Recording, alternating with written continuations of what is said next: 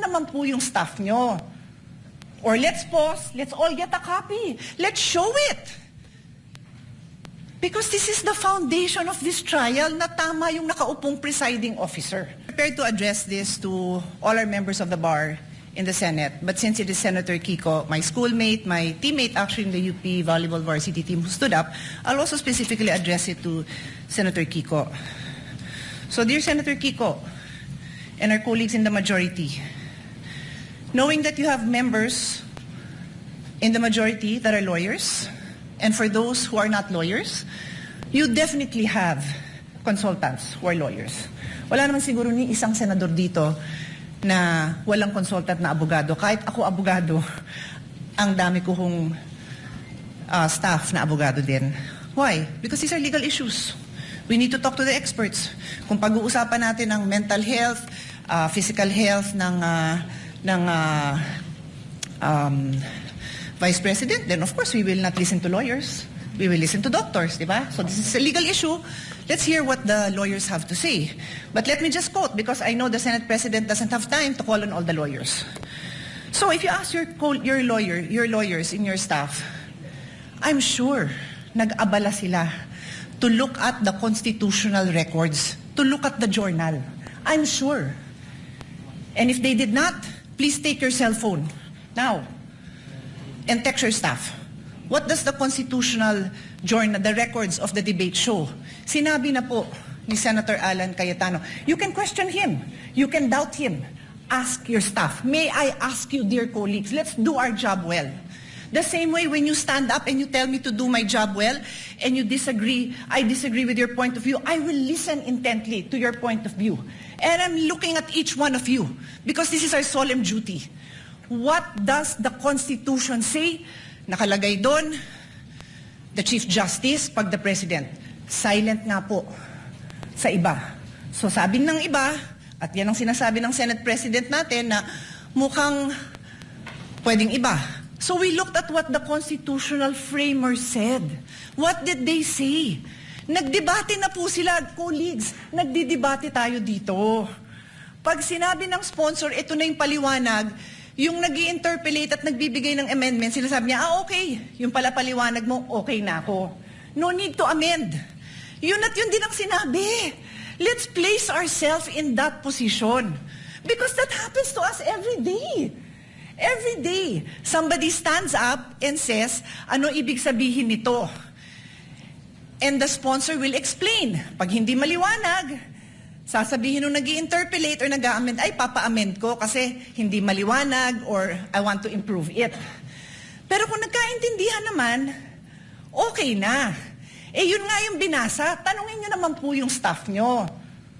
Or let's pause, let's all get a copy. Let's show it. Because this is the foundation of this trial na tama yung nakaupong presiding officer. So that's my first point. Mag-abala naman tayo. Read it yourself, ask your staff to print a copy. In fact, on that note, may I ask Senator Alan's staff to print a copy and give it to all our colleagues. Mabilis lang yan, hindi na yan mapapatagalan. Show it. We can take judicial notice naman po siguro of it. Siguro naman, alam na natin ang ibig sabihin ng judicial notice. You can go to the actual records. Nandito na makakuha naman natin yun kung pagdududahan nyo yung ipapaprint ko. So that's my first point. My second point, Mr. President, is addressed to His Honor.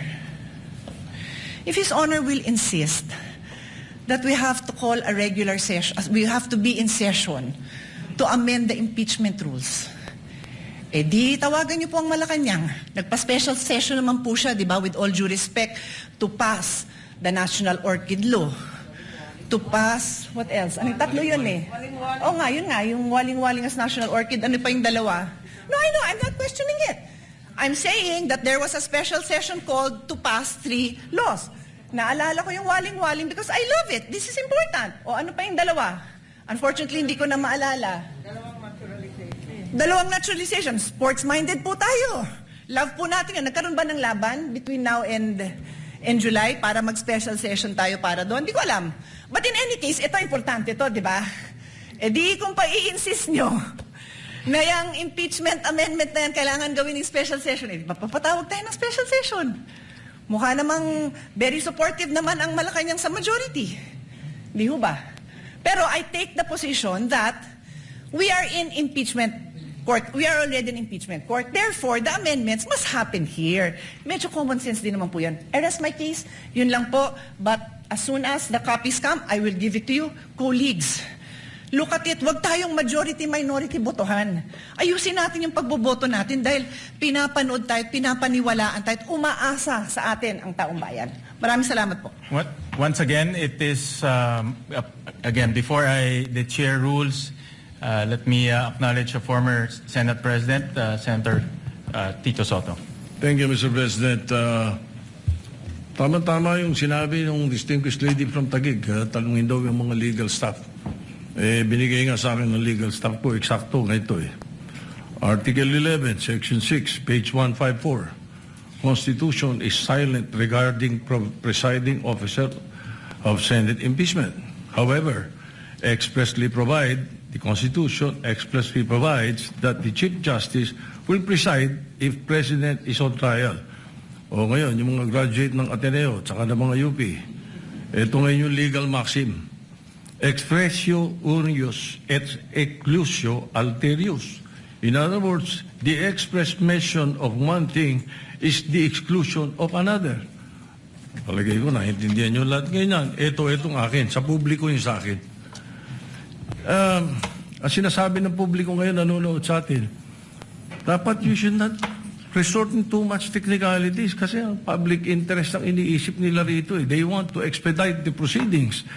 They want the trial, not rules. They're interested in the trial, not rules. In the interest of justice, sabi nga nila, sometimes rules are not sacrosanct. But itong nangyayari ngayon dito, ang publiko ang importante rito. Where does the Constitution emanate from? From the public. From the people of the Republic. So, desisyonan nyo na to, Mr. President, para matapos na. Sir President, can I have my 2 minutes? Once again, let me reiterate the position of the chair. My humble position is that this matter should be discussed during plenary when the Senate is convened as a legislative body. And may I ask the gentleman from Taguig if he is objecting to this position? Yes. I'm objecting that position and will call for a vote. May I explain? I think under the rules I can explain why I'm asking We'll for a vote. call for a vote first. Mr. And then President, we can explain, Mr. President, under the rules I can explain why I'm calling for a vote first so that I can convince them to vote for me. No, under the rules, there's an objection. The vote will proceed without any explanation. No, Mr. President, and after that, we will allow the gentleman from Taguig to explain his vote. Mr. President, So we call for a division of the House. So those who are... Sir President, when you object, you're allowed to explain your objection and state Senator your Lacson objection. is recognized. Thank you. Your Honors, pursuant to Rule 2 of the Rules of Procedures on Impeachment Trials, as amended, I move to elect Senator Judge Francis Joseph Guevara Escudero as the presiding officer of this impeachment court. Objection, Mr. President, and may I allow to... We proceed Objection, to... Mr. President, I'm allowed to object and I'm allowed to explain my objection. You're allowed to object, but we will No, proceed Mr. with President. the division Mr. of President, the House. point of So order. those who are, Point of order, Mr. in President. favor of the Mr. motion President, of Senator you're allowed to Lacson, explain para please- ma-convince mo nga please yung iba. raise your hand. We will vote by raising of hands. So, those who are in favor of the motion of Senator Lacson electing Senator Chis Escudero as the presiding officer, please raise your hand. The clerk of court is directed to count the votes. No, in our rules parliamentary procedure.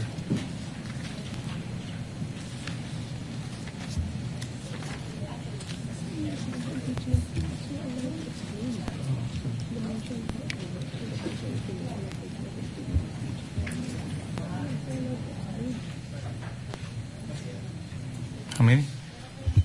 How many? Explain my vote, Mr. President. Hold on. Allow the chair to make a ruling. Those who are against to the motion of Senator Lacson electing Senator Chis Escudero as the presiding officer, please raise your hand.